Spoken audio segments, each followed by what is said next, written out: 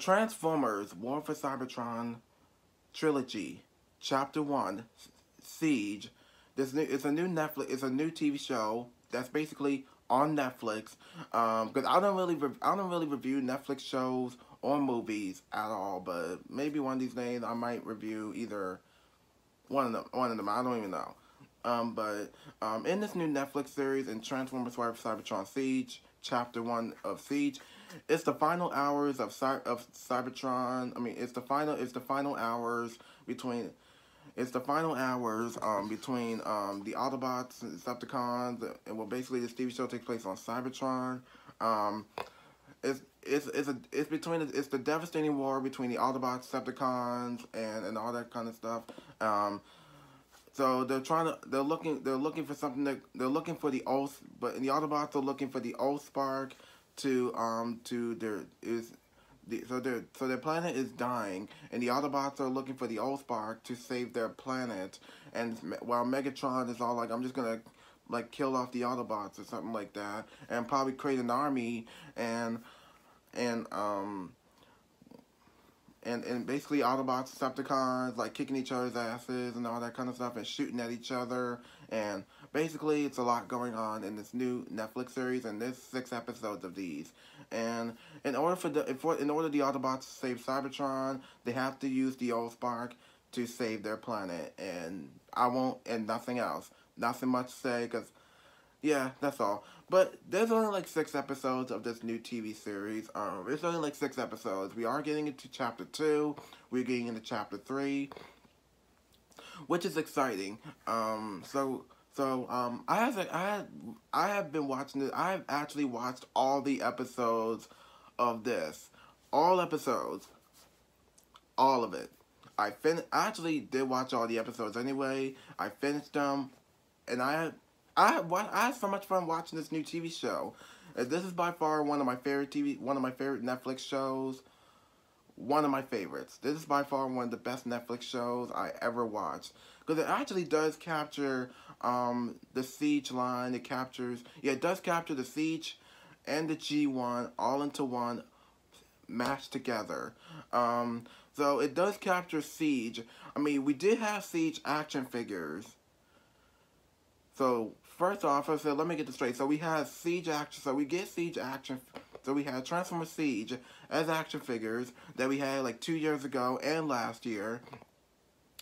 And now we have our Siege character. Now we have the Siege Transformers characters as animated cartoon characters. And they said this is an anime TV show. This doesn't look like an anime TV show, but it is what it is. It don't really bother me. I mean, the thing is with the Transformers, they're starting this war. Megatron is basically trying to destroy everything. Yeah, it's just destroying everything. We get I don't even know, but I won't take nothing away. I won't give any spoilers. If you guys if you guys do have Netflix, watch it. If you're a Transformer, I don't know. I mean, if you do have Netflix, you can watch it. Just type Transformers, you'll see War for Cybertron Trilogy. If you don't have Netflix, I understand. And with this new Netflix series, I actually had so much fun watching this anyway, because of Megatron trying to destroy all the Autobots or something, and Optimus Prime is trying to fight for life of Cybertron. We did get introduced to Bumblebee and Alita 1 in the trailers, and I won't give nothing away. And we did get some Autobot cameo that I won't tell you. You gotta watch 6 episodes. You gotta watch all of it. Watch 6 episodes, and you'll know who showed up. So I actually love this new Netflix series is because it does capture G1 and Siege all at the same time, and we do get other voice actors who voices other characters like Peter Cullen and Frank Welker are not voicing Optimus Prime and Megatron. They weren't. Well, they didn't really voice Optimus Prime and Megatron in this Netflix series. I mean, I did expect it though. Well, we did expect Peter Cullen and Frank Welker to voice Optimus Prime and Megatron, but they didn't. They didn't. But it's fine. Maybe they needed to like take a break or something. I mean, which I understand. But with so we have this new voice. I think this new voice actor has voiced Optimus Prime. I think he did a really good job. I mean, I don't. I mean, we do have like other voice actors of Optimus Prime anyway. We had one of them from Transformers, Cybertron, Robots in the Sky of 2001 or 2002. Amada, Energon, and I think that's it actually.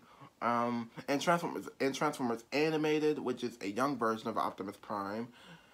Well, he did voice the young version of Optimus Prime, and those voice actors, they never bothered me at all. I mean, I was cool with them playing Optimus Prime. Maybe, I mean, I was cool with that, but I was like, why not Peter Cullen? I mean, if you needed a break, I understand. And this is by far I mean, the voice actor of Optimus Prime did a really good job. Almost was this close of being the voice of Peter Cullen's voice. I think he did great. He does capture a little bit like that Peter Cullen voice of Optimus Prime. And with Megatron, I don't know who this voice actor is. I think he did a really good job as Megatron. And then we did get Bumblebee. Bumblebee's voice is something different, but Bumblebee's voice is different from the other Bumblebee from Transformers Prime and Robots in Disguise of 2015. I mean, it's great to see Bumblebee being introduced, but I was like, well, at least we are getting an Earth-wide version of Bumblebee as a Netflix version anyway, including Alita 1 as an action figure though, and I'm so excited to get those figures. I mean, those figures, look, to talk about Alita 1, she's different now from the other Alita 1 that we grew up, that G1 fans grew up with. So Alita 1's robot mode is something different from the other Alita 1 from G1, and I think Alita 1's robot mode looks pretty nice. It doesn't really bother me. Her robot mode is different, which doesn't really bother me, but it's all good. And I think Bumblebee looks pretty good as his G1 accurate self in the animated series, even though we are getting him as an action figure in 2021, which I saw on one of the Transformers websites. We are getting him and Alita 1 by next year, which is exciting. And I'm actually looking forward to getting Bumblebee and Alita 1. And I was like, oh yes, I'm definitely gonna get those figures. And the rest of the characters, I mean, we do get, and also in the other trailer, we did see Shockwave in the other trailer, in the second trailer. Shockwave's voice is something different, but I'm like, where's the voice actor who did voice Shockwave in the G1 cartoon? I mean, is he alive or dead? I don't even know. I mean, it's really hard to tell, but I'll look it up later. But Shockwave's voice didn't really... So Soundwave's voice is something different as well. And we do get Starscream's voice something different, but that's all I know. But the rest of the voice actors of Starscream, Shockwave, Soundwave, they did a really good job. They didn't bother me. I mean, we did have other voice actors who voiced other Transformers like Starscream and Optimus Prime and Shockwave and Megatron and Bumblebee and some other Transformers. Yeah, but I remember we had a video game called Transformers War for Cybertron that came out 2010, I believe, and I remember I played it on the Wii called Transformers War for Cybertron Autobots, which I played as a kid. I loved it. I played it. It was a little bit tricky to play. Like fight Decepticons and all that. But this new, I'm looking forward of Chapter 1. I'm sorry, not Chapter 1. I mean, I did finish Chapter 1, which I'm happy for. and we did finish. I mean, now I'm looking forward to chapter 2, which is mostly going to be Earthrise, and for chapter 3, Kingdom, which we did get a trailer. We did get a little bit of a teaser trailer of Kingdom, and I'm glad they didn't give too much away with Kingdom. And we did get a poster of Transformers Marvel Cybertron Trilogy Kingdom, and I'm like, wait, where's Earthrise? I mean, I did expect the Earthrise teaser trailer. I mean, when are we going to get Earthrise? When are we going to get the trailer for Earthrise? The big answer is, I don't even know yet. Maybe, like, probably during the holidays, or maybe in the fall. I don't know. We'll see. But, or maybe like the end of the summer. I don't even know yet. Well, I want to wait and see what happens. But I'm actually looking forward of chapter 2 and chapter 3, which is exciting. It's great for me to start watching this new Transformers Netflix series on Netflix and understand. And the animation is something different, but the animation doesn't look like anime. But the animation looks more, I don't know what the animation looks like, but I think the animation they did really good with. I mean, I think the animation didn't bother me. I mean, the animation looks right. It was directed right. The shots of Cybertron looks right. And the action sequences are pretty cool. It's great, and yeah, the action sequences are top notch.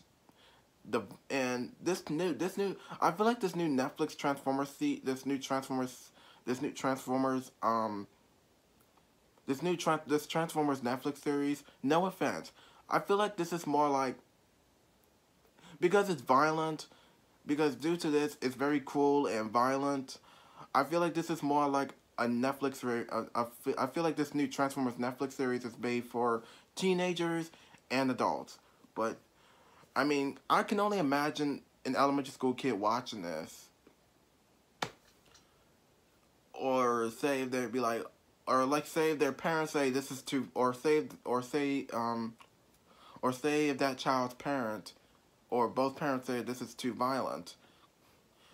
But yeah, I feel like this is more like it's for teenagers and adults, but no offense. I mean, I don't have a problem with I mean, Transformers is not just Transformers can be for kids. You know, we had Robots in Disguise of 2015, which was the sequel of Transformers Prime, because those are kids TV shows. But Transformers Prime does remind me and all of you. If it does remind me of the Michael Bay Transformers films, which really does anyway.